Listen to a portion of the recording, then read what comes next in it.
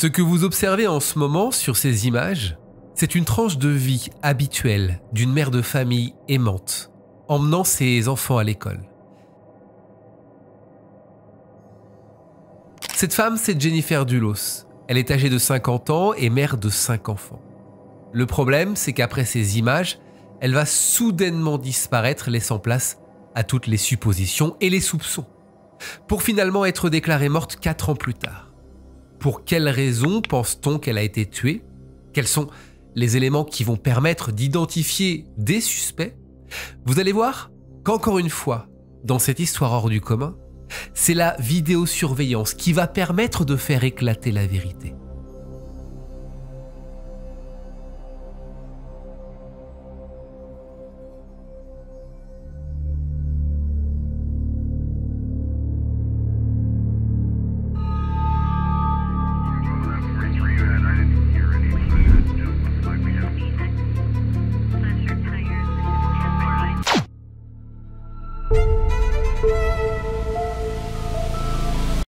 Bonjour à tous, j'espère que tout va bien. Je suis ravi de vous retrouver pour une toute nouvelle vidéo. Je voudrais remercier Lydia qui m'a suggéré cette histoire sur Instagram. Si vous aussi vous avez des histoires que vous avez vues passer et que vous souhaitez que j'aborde, eh bien n'hésitez pas, on se retrouve dès maintenant sur les réseaux sociaux. Et on ne perd pas de temps, on rentre dans l'étrange histoire de Jennifer Dulos. Jennifer Farber est née le 27 septembre 1968 à New York, d'une riche famille composée de Gloria Ortenberg, qui est sa mère, qui était banquière, et Hilliard Farber, qui lui possédait une grosse société de courtage et qui va décéder à son domicile le dimanche 8 janvier 2017 à l'âge de 83 ans. Elle a une sœur aînée qui s'appelle Melissa Irene Farber. Jennifer obtient un premier diplôme à l'université Brown en 1990 et ensuite obtient une maîtrise en écriture à l'école des arts, du spectacle, du cinéma et des médias de l'Université de New York. C'est en 2004, alors qu'elle a 36 ans, qu'elle tombe amoureuse d'un homme, Fotis Dulos, qui est né le 6 août 1967 en Turquie, mais qui va vivre une partie de sa vie à Athènes, en Grèce, avant de s'installer aux États-Unis en 1986. Ils ont un point commun tous les deux, parce que lui aussi a obtenu son diplôme à l'Université de Brown en 1989. C'est d'ailleurs là-bas qu'ils se sont rencontrés, avant de valider un master en finance à l'école de commerce de l'Université Columbia, une université de recherche privée de New York. Par la suite, il va fonder une société de développement immobilier spécialisée dans les maisons de luxe basée dans le Connecticut. Ça va très bien marcher pour lui et il va engranger beaucoup d'argent. Quand Jennifer et Fotis se retrouvent par hasard dans un aéroport et tombent amoureux, il y a un petit souci. Lui, il est marié de son côté. Il est marié à Hilary Vanessa Aldama, qu'il a épousée en 2000, un mariage célébré en Grèce, là où il a grandi. Il mène donc pendant quelques semaines une double vie. Il divorce, et un mois après ce divorce, il se remarie avec Jennifer Farber, qui devient donc Jennifer Dulos, en juin 2004, à Manhattan. Par la suite, le couple emménage dans une incroyable maison, à Farmington, dans le Connecticut. Je vous ai retrouvé regarder une description de la maison en question, ainsi que quelques photos. C'est une maison en briques, construite en 2011, une résidence de 6 chambres, qui est, je cite, selon l'annonce, nichée dans une enclave avec un accès privé fermé. Les équipements de luxe comprennent une cuisine design, une suite principale avec cheminée, un centre de remise en forme, un accès par ascenseur, une bibliothèque, une cave à vin et un bureau à domicile avec une entrée séparée. Elle sera vendue, cette maison, après l'affaire pour quasiment 4 millions de dollars. Des bénéfices, vous le verrez tout à l'heure, qui seront entièrement reversés aux 5 enfants du couple. Dans ces 5 enfants, on n'en a pas parlé, il y a 2 paires de jumeaux. Tous ces enfants sont nommés d'après des saints grecs orthodoxes. Ils ont 3 fils, Pétros, Théodore et Constantin, et 2 filles, Christiane et Cléopatra Noël.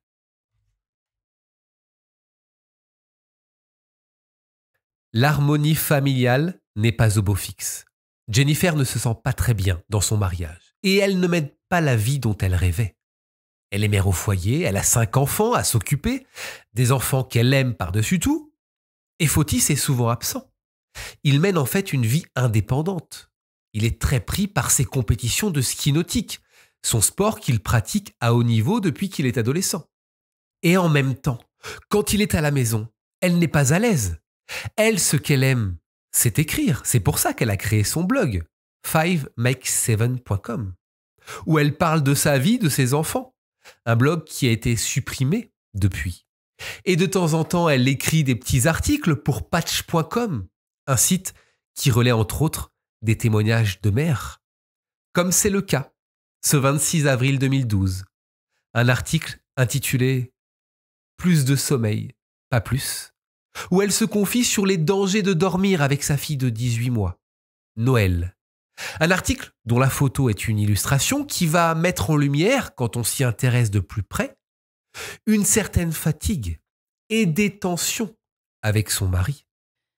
Alors elle, notre bébé, Noël, a donné des coups de pied, s'est retournée, s'est réveillée et s'est réveillée à nouveau. Et quelle nuit horrible sans sommeil ce fut. Au point que je me suis dit, ok, apprenons-lui à dormir. Je l'ai amenée dans sa chambre et elle a pleuré et pleuré. Non, maman.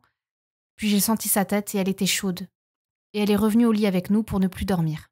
Ce n'était pas comme ça quand mon mari Fotis n'était pas là. Nous avions plus de place. Elle et moi, et lui quelque part au loin, avons mieux dormi. Mais si Fotis doit revenir, il repart aujourd'hui, mardi prochain, alors nous devons régler ce problème. Ce qui signifie peut-être qu'elle pleurera, mais c'est tellement déchirant. Mais qui peut survivre sans dormir? Et avec des coups de pied dans le nez? Noël sera-t-elle bannie du royaume du lit familial? Apprendra-t-elle ou sera-t-elle forcée de dormir seule? Fotis a suggéré que nous installions un berceau dans notre chambre pour qu'elle ne se sente pas seule et que nos membres ne soient pas la cible de sa roulette russe de coups et de poings. D'où je sors un berceau? Je suppose que c'est un parc. Tout cela me fatigue en ce moment. Je veux un hamac. J'ai vu une pub pour Las Ventanas au Mexique, un complexe hôtelier que fréquente Jennifer Aniston. Je veux y aller, m'ébattre et me laisser envelopper par les chaises longues blanches et moelleuses, avoir une brise de ventilateur sur moi, me faire servir des tranches d'ananas, même si j'ai pas envie d'en manger.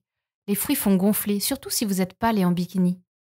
Mexique, Los Cabos, une si belle alternative à 54 degrés, Farmington, traumatisme au lit. Oh Noël, je sais que ça aussi passera, mais j'ai peur de me retrouver dans un sac mortuaire à ce moment-là. Je t'aime, ta maman. J'ai peur de me retrouver dans un sac mortuaire à ce moment-là, c'est ce qu'elle a écrit. C'est quand même pessimiste comme vision de l'avenir. Ça veut dire quoi? Est-ce que ça veut dire que déjà à l'époque, en 2012, elle avait peur pour sa vie? Dans tous les cas, 5 ans plus tard, en 2017, Jennifer demande le divorce pour une raison principale. Elle a découvert que Fotis la trompait avec une certaine Michelle Troconis, une femme originaire du Venezuela, reporter pour une chaîne de télé dans son pays, passionnée par les chevaux et le ski nautique et maman d'une petite fille qu'elle a eue d'une ancienne liaison avec un skieur olympique argentin. Sa mère, à cette Michelle, est décédée et son père, c'est un cardiologue connu, Carlos Troconis. Elle a également 2 sœurs, Claudia et Daniela. C'est simple.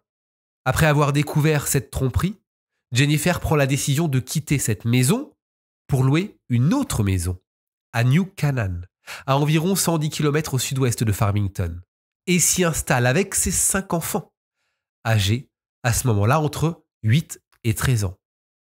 Quelques jours plus tard, Michelle Troconis, la nouvelle petite amie de Fotis, emménage avec sa fille dans la belle maison de Farmington.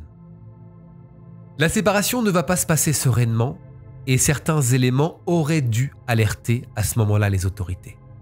Dans sa demande de divorce, Jennifer écrit ceci. Je sais que le fait de demander le divorce et de déposer cette requête le mettra en colère. Je sais qu'il va se venger, en essayant de me faire du mal d'une manière ou d'une autre. C'est simple. Selon elle, son mari serait devenu de plus en plus irrationnel, dangereux, intimidant, menaçant. C'est un homme qui veut tout contrôler. Pire, il aurait menacé de kidnapper leurs enfants si elles n'acceptaient pas les conditions du divorce. Enfants qu'il emmènerait en Grèce. Il a même, selon elle, acheté une arme à feu, mais Fotis nie ces allégations. Par l'intermédiaire de son avocat, il explique que c'est elle qui manipule ses enfants pour leur faire croire qu'il ne se souciait pas d'eux. Selon lui, elle aurait même menacé de lui casser les jambes. En 2017, il a écrit ceci dans un email. Nos enfants mérite d'avoir une mère et un père, pas l'un ou l'autre. Si on ne peut pas vivre ensemble, on devrait au moins pouvoir s'entendre. Concernant l'achat de cette arme à feu, il a expliqué qu'il l'avait achetée légalement pour assurer la sécurité de son domicile. À la suite de ça, Jennifer demande une ordonnance de garde d'urgence. En mars 2018, elle obtient la garde physique exclusive. Fotis se voit accorder lui des visites et des appels téléphoniques surveillés. Et en février 2018, la famille de Jennifer poursuit Fotis Dulos, qui leur doit 2,5 millions de dollars, de l'argent qu'il avait emprunté pour sa société immobilière. Nous sommes le 24 mai 2019, le jour de la disparition de Jennifer. Elle se lève à 6h30, elle petit déjeune, elle s'habille, elle prépare ses 5 enfants et quitte sa maison de New Canaan à 7h58, comme le montre cette image de vidéosurveillance provenant de la maison d'un voisin. Elle dépose ses enfants à l'école New Canaan Country School et revient chez elle vers 8h10. C'est la dernière fois qu'on la verra, puisqu'ensuite, elle manquera 2 rendez-vous importants prévus dans la journée à New York. Un à 11h et l'autre chez le dentiste à 13h. C'est une amie de Jennifer, qui est la nounou des enfants depuis plusieurs années, qui va s'inquiéter en première. Elle s'appelle Lorraine Almeida. Elle arrive chez Jennifer ce jour-là vers 11h30 et va être surprise par plusieurs éléments. Tout d'abord, une tasse de thé pleine et une barre de céréales se trouvent dans la cuisine, comme si en fait elle n'avait pas eu le temps de finir son petit déjeuner. Et surtout, le sac à main de Jennifer, qui coûte une petite fortune, est éparpillé sur le sol. Mais il y a autre chose qui l'intrigue. Elle est intriguée de voir le Range Rover de Jennifer dans le garage, parce qu'en fait c'est la voiture qu'elle devait utiliser pour se rendre à New York après avoir emmené les enfants à l'école. Elle lui a dit la veille. Elle sait qu'elle aurait dû partir avec. Par contre, son Chevrolet Suburban n'est pas là. Ça, c'est étrange, mais peut-être que finalement, c'est ce qu'elle se dit, elle est partie avec. Jennifer ne donne aucune nouvelle. Les enfants sont laissés chez leur grand-mère, Gloria, qui est âgée de 85 ans. Et sa disparition est signalée à 19h par Lorraine, qui ne peut s'empêcher de penser au divorce controversé de sa copine. Elle le précise d'ailleurs dans l'appel à la police. Rapidement, les enquêteurs vont faire plusieurs découvertes, en dehors et à l'intérieur de la maison. Tout d'abord, la voiture, le Chevrolet, est retrouvée, écoutez bien, abandonnée près d'un arbre au Waveney Park, un parc situé pas très loin du domicile de Jennifer. Des traces de sang sont retrouvées à plusieurs endroits dans la voiture. Du sang qui, après analyse, appartient à Jennifer. Le téléphone portable de Jennifer est retrouvé également dans la voiture. Un téléphone qui est resté actif pendant 40 minutes avant de se déconnecter soudainement. Dans la maison, maintenant, les enquêteurs font aussi une angoissante découverte. Des éclaboussures de sang sur le sol, la porte et un mur de garage, sur 2 poubelles, ainsi que sur l'extérieur du Range Rover. Une empreinte de pas ensanglanté est repérée aussi près du Range Rover. Du sang est trouvé dans la cuisine. Les tests ADN révèlent que la majeure partie du sang est celui de Jennifer, à l'exception du sang sur le robinet de la cuisine, qui est un mélange appartenant à Jennifer et une autre personne. Ce que viennent de trouver les enquêteurs est très inquiétant, parce que pour eux, on a ici affaire à une scène de crime qui a partiellement été nettoyée. C'est simple, il s'est passé quelque chose de grave dans le garage et ils ont de plus en plus la certitude que Jennifer n'a pas disparu, mais qu'elle est morte et qu'elle a été tuée dans le garage. Évidemment, les regards et les soupçons se tournent vers un homme, Fotis, son ex-mari, qui ne semble pas s'inquiéter plus que ça de la disparition de son ex-femme, comme l'explique Lorraine, la nounou. Elle raconte aux policiers que quelques heures après la disparition de Jennifer, Fotis l'a appelée et lui a demandé si elle pourrait toujours lui amener les enfants le lendemain, alors même qu'il venait d'être mis au courant des découvertes inquiétantes. Une nounou qui connaissait bien le couple quand ils étaient ensemble, puisqu'elle s'occupait déjà des enfants. Elle a assisté à des scènes pour le moins inquiétantes. Elle se souvient par exemple d'un incident survenu en juin 2017. Elle a trouvé Jennifer en train de pleurer dans l'allée de la maison. Jennifer lui a alors raconté à ce moment-là que Fotis venait d'essayer de la renverser en voiture. Ce même été, Lorraine a vu Fotis poursuivre Jennifer à travers la maison. Jennifer s'est barricadée dans sa chambre pendant que Fotis frappait à la porte, mais il s'est calmé lorsqu'il s'est rendu compte que Lorraine et l'un de ses enfants étaient également dans la pièce. Jennifer lui avait dit à ce moment-là qu'elle ne voulait pas appeler la police car elle avait, je cite, « très peur de son mari ». Fotis est alors interrogé, il se présente lui-même au poste le lendemain, il ne va pas s'asseoir, il va refuser de répondre aux questions, par contre, il est obligé de fournir son téléphone portable. Il va tout de même donner un alibi aux policiers. Il va dire « j'étais chez moi le matin de la disparition, avec Michel, ma petite amie », ce que confirmera d'ailleurs Michel Troconis. Et elle donnera des détails précis sur leur emploi du temps ce jour-là. À 6h40, elle a pris une douche avec Fotis. Ensuite, elle a préparé des œufs brouillés pour sa fille. Elle l'a emmenée à l'école.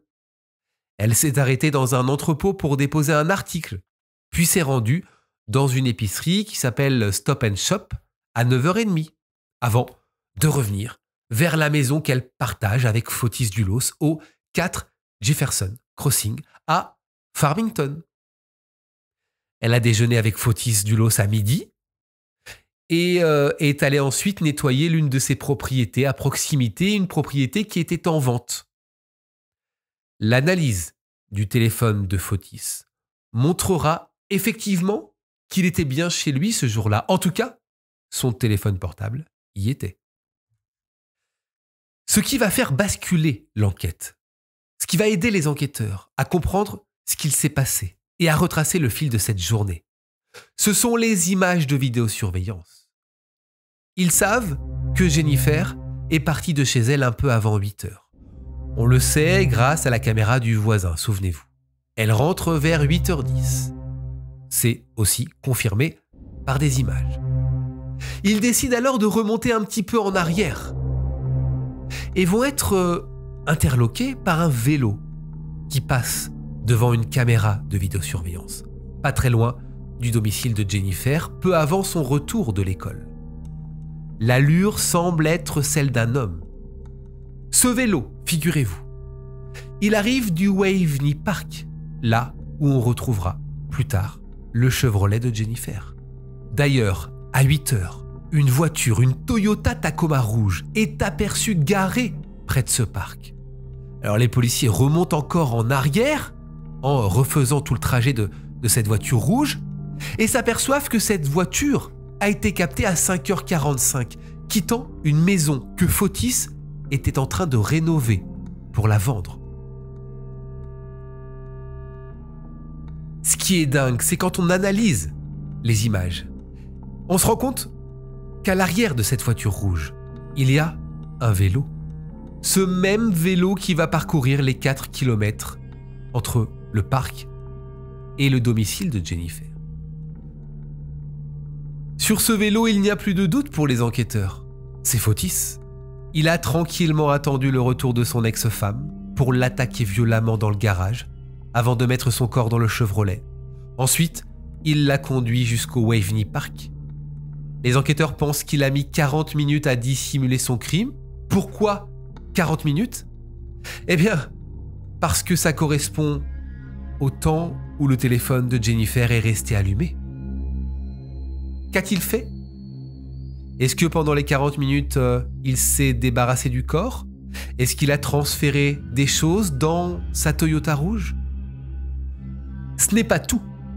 Ce n'est pas tout parce qu'à 19h30, soit plus de 10 heures après la disparition mystérieuse de Jennifer, les données de localisation du téléphone de Fotis Dulos le placent dans le quartier d'Albany Avenue, à Hartford.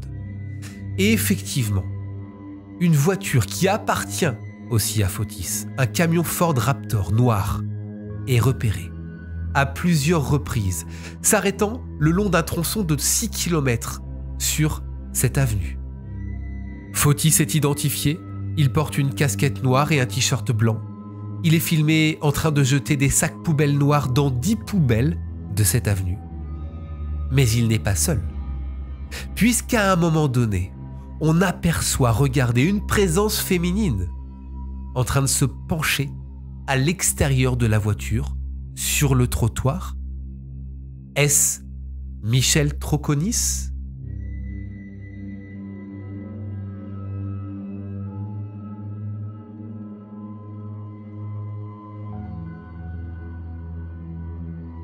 Après avoir visionné ces images, évidemment, les enquêteurs vont aller fouiller dans les poubelles et vont faire des découvertes terrifiantes.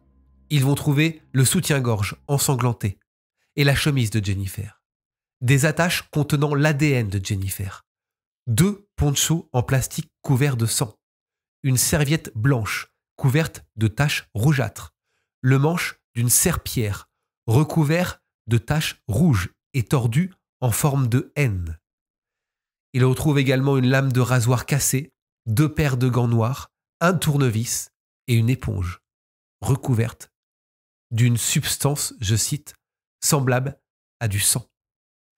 Les preuves s'accumulent, d'autant plus que la fameuse analyse du sang, vous savez, qui a été retrouvée mélangée à celui de Jennifer sur le robinet de la cuisine, revient.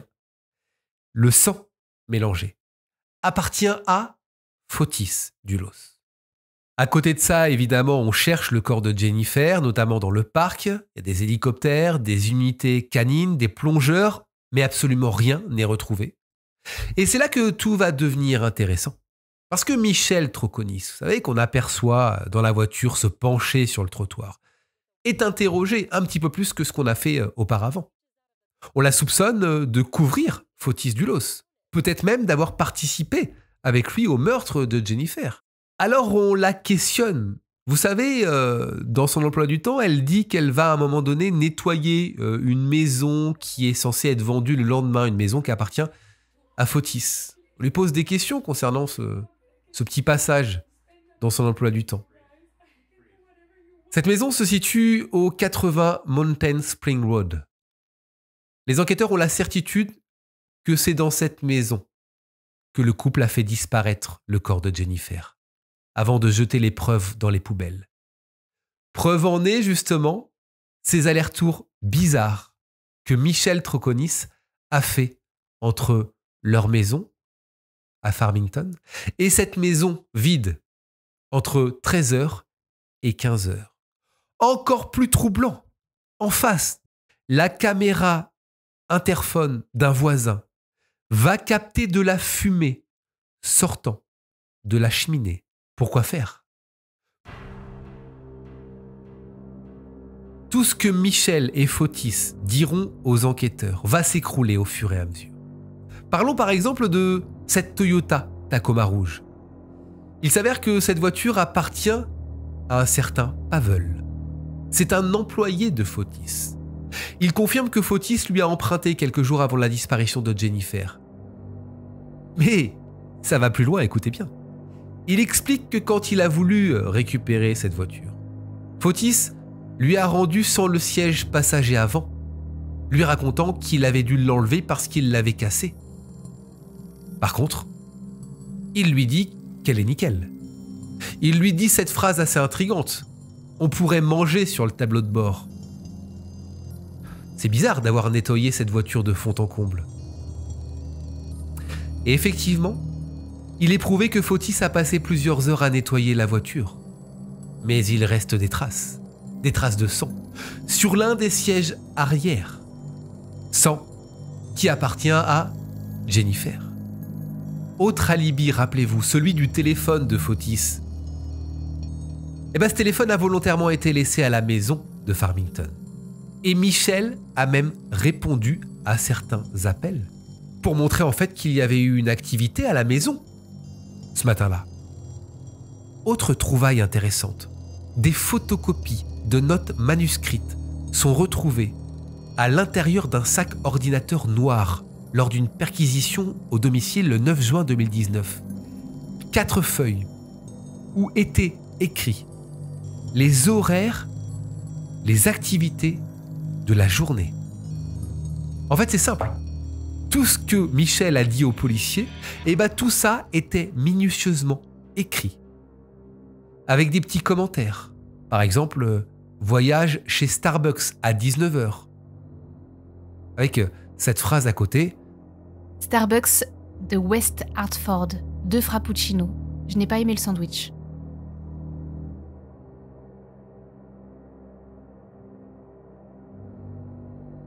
Et d'ailleurs, ce petit moment au Starbucks, regardez, il a été enregistré par les caméras de vidéosurveillance du magasin. On y voit effectivement Michel Troconis et Fotis Dulos, ensemble, en train de commander un café et un sandwich. Fotis Dulos a l'air quelque peu nerveux, c'est ce qu'on aperçoit.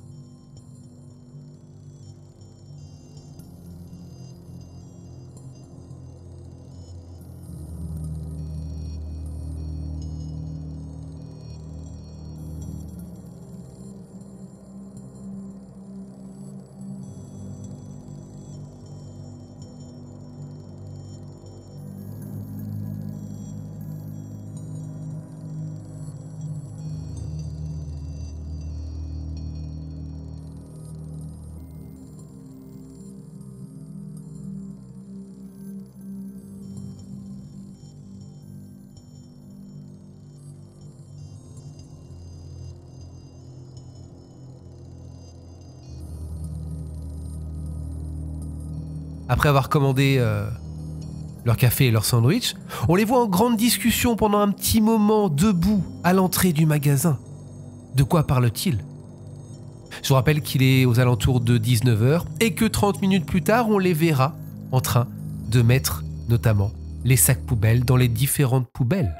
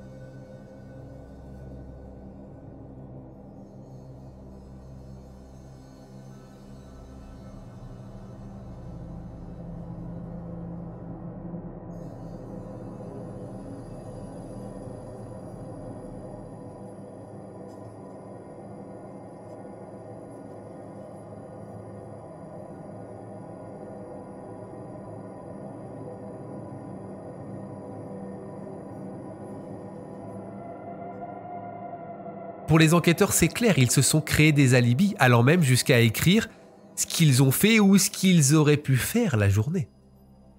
Les enquêteurs ont maintenant assez de preuves pour arrêter Fotis Dulos, accusé donc du meurtre de sa femme, et arrêtent aussi sa petite amie, Michel Troconis, pour l'avoir aidé à planifier le meurtre. À partir de ce 1er juin 2019, ils ne se reverront plus. Ils plaident tous les deux non coupables et sont libérés sous caution, quelques jours plus tard, en attendant un procès. Le 2 juillet 2019, Fotis Dulos donne une interview à NBC News dans laquelle il clame son innocence dans le meurtre de sa femme et insiste sur le fait qu'il n'est pas un monstre. Voici ce qu'il dit. « Je sais ce que j'ai fait, je sais ce que je n'ai pas fait. Je dois me lever et me battre en espérant que la vérité éclatera. » Le 7 janvier 2020, il y a un autre dénouement dans cette affaire. Kent Mawhinney, qui est l'avocat et qui est un ami de Fotis, est également arrêté et accusé de complot en vue de commettre un meurtre. En fait, il est accusé d'avoir tenté de fournir à Fotis un faux alibi pour le matin du meurtre. Il a expliqué à la police que lui aussi était à la maison, présent avec Fotis, ce qui n'était pas du tout le cas. Le 28 janvier 2020, Fotis Dulos doit comparaître devant le tribunal pour une audience de révision de sa caution, après que l'État a découvert des problèmes avec sa caution de 6 millions de dollars. Sa caution en fait sera révoquée et il sera renvoyé en prison, c'est la décision qui va être prise, mais il ne se présente pas au tribunal, ce qui incite les forces de l'ordre à se rendre à son domicile. Et là, il retrouve Fotis inconscient, dans son garage. Il a tenté de mettre fin à ses jours. Il est transporté d'urgence à l'hôpital. Il a laissé derrière lui une lettre manuscrite dans laquelle il continue de clamer son innocence. Dans cette lettre, il déclare « Je refuse de passer ne serait-ce qu'une heure de plus en prison pour quelque chose que je n'ai pas fait. » 2 jours plus tard, il décède au Jacobi Medical Center dans le Bronx, à New York. Les poursuites contre Fotis Dulos sont alors abandonnées, car il n'est plus en vie pour être jugé. Le 24 octobre 2023, soit 4 ans après la disparition de Jennifer et sa supposée mort, puisqu'on n'a aucune preuve à part ce qu'on a trouvé évidemment dans les poubelles, Jennifer Dulos est officiellement déclarée décédée par le tribunal des successions du Connecticut. Le 11 janvier 2024, c'est le procès de Michelle Troconis qui commence à Stamford, dans le Connecticut. Lors de ce procès, elle va se défendre tout d'abord sur plusieurs points. Concernant la disparition de Jennifer à l'époque, elle raconte que Fotis lui a dit que c'était quelque chose qui était déjà arrivé. C'était déjà arrivé à Jennifer de disparaître quand elle était plus jeune, sans raison. Concernant sa présence dans la voiture, vous savez, cette fameuse image où on la voit, au moment où Fotis jette les sacs poubelles. Elle aurait pu se poser des questions quand même si elle n'était pas au courant. Eh bien, c'est ce qu'elle dit. Elle dit « Je n'étais pas au courant de ce qu'il était en train de faire. J'étais sur mon téléphone portable, je répondais à des amis sur WhatsApp. Moi, je pensais qu'il jetait des sacs qui étaient en fait des restes de travaux. Ça lui arrivait souvent. » Alors le juge lui dit « Oui, mais à un moment donné, on vous voit vous pencher à l'extérieur de la voiture. Comme par hasard, au même endroit où on a retrouvé dans l'égout 2 plaques d'immatriculation appartenant à Fotis. C'est quand même étrange. » Et là encore, elle a une réponse. Elle dit « Oui, je nettoyais mon chewing-gum en fait. J'avais un chewing-gum, j'ai voulu le jeter, j'avais du chewing-gum sur la main et en fait, je gratte ma main sur le trottoir. C'est tout. » Et concernant la fumée qu'on voit dans la maison, c'est quoi l'explication? Là, elle explique qu'elle a allumé un feu ce jour-là pour réchauffer la maison. C'est quelque chose qu'elle faisait quand elle était en Argentine. C'est quelque chose qu'on fait en Argentine. Je vous rappelle que j'ai vécu en Argentine. Et puis, ses avocats mettent en avant également le fait qu'elle parle espagnol essentiellement. Et que si elle s'est contredite certaines fois dans les premiers interrogatoires, c'est dû à son anglais approximatif. Il y a des choses qu'elle n'a pas compris. Elle dira ceci lors de son procès. « Je suis profondément attristée par cette tragédie qui a affecté tant de vies. J'ai découvert des choses avant et pendant le procès sur un homme que je pensais connaître et aimer. Michelle Troconis, 49 ans, est condamnée à 20 ans de prison, mais elle pourrait être libérée après plus de 14 ans. Elle est condamnée pour avoir aidé à planifier et à dissimuler le meurtre de Jennifer Dulos. Certains membres de la famille et certains amis de Jennifer vont faire plusieurs déclarations au tribunal, notamment concernant la peine prononcée. Pour eux, ce n'est pas assez long. Elle risquait jusqu'à 50 ans de prison. Michelle Troconis affirme être innocente et a l'intention de faire appel de sa condamnation. En attendant, elle est détenue à la prison pour femmes du Connecticut. L'aîné de Jennifer, qui s'appelle Petros, qui est âgé aujourd'hui de 18 ans, va faire une déclaration. Il va dire que la mort de sa mère lui a laissé un vide qu'il ne pourra jamais combler. Petros Dulos, de son côté, va déclarer qu'il était très proche de sa mère, mais qu'il avait eu des difficultés lors du divorce de ses parents. Les actions de Michelle signifient que je ne pourrai jamais dire à ma mère à quel point je suis désolé de ne pas avoir été un meilleur fils quand elle avait besoin de moi.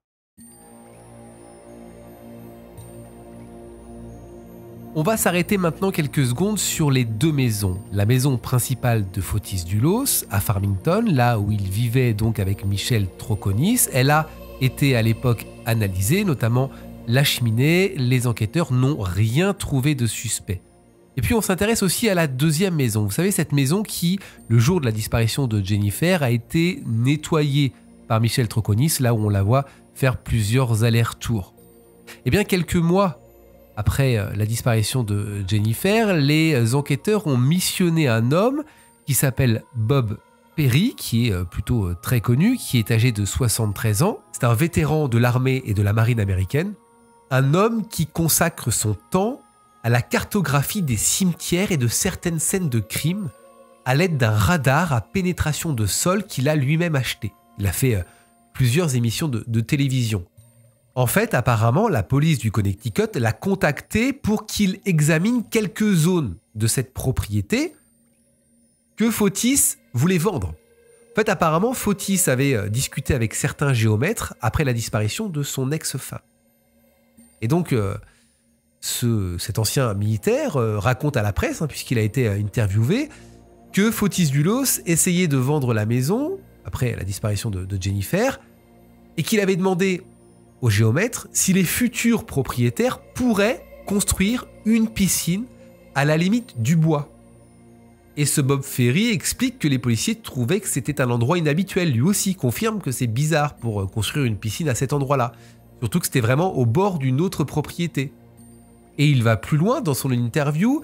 Il dit que Fotis voulait savoir si quelqu'un serait capable de creuser la zone. Et apparemment, ça a semblé suspect aux géomètres qui ont signalé cette demande aux policiers.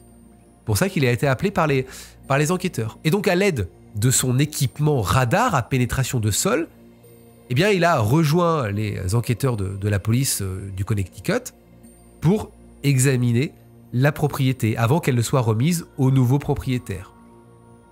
Une fois qu'il a terminé, il a identifié 4 zones à la limite de la forêt qui présentaient, je cite, des anomalies ou une certaine perturbation du sol. Puis il a aussi repéré un 5e endroit sous un escalier au sous-sol de la maison qui, selon lui, est probablement un long tuyau, donc faut pas forcément s'y intéresser. Il va plus loin dans son analyse. Pour lui, il y a une faible probabilité de présence d'un corps ou de restes humains à ces endroits-là. Par contre, il y a clairement des preuves que ces zones-là ont été perturbées. Il y a eu quelque chose ici. À la suite de cet examen, les enquêteurs ont donc commencé à creuser avec des pelles, mais ils se sont rendus compte qu'il fallait des équipements beaucoup plus lourds pour aller beaucoup plus loin, beaucoup plus en profondeur. Et aujourd'hui, à l'heure où j'enregistre la vidéo, on n'a aucune nouvelle des possibles trouvailles. On ne sait pas s'ils ont été plus loin dans leurs investigations. En tout cas, pour l'instant, cette maison n'a toujours pas été vendue. Peut-être que dans les prochaines semaines, on en saura plus. Peut-être qu'on va trouver des restes de Jennifer dans cette fameuse maison.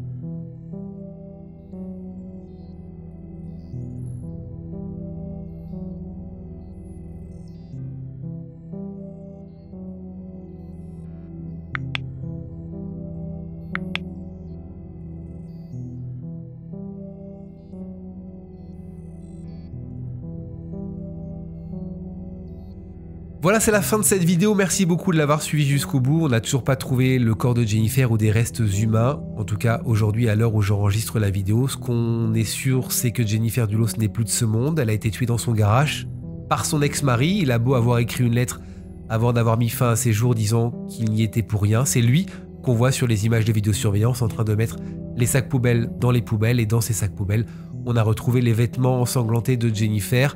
Le tout aidé par... En tout cas, c'est la décision de la justice.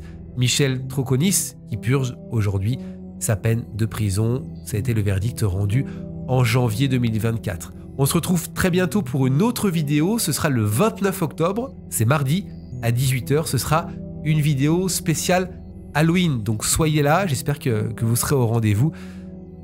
D'ici là, portez-vous bien. Prenez soin de vous. Et n'oubliez pas, la vérité n'est jamais très loin. Salut!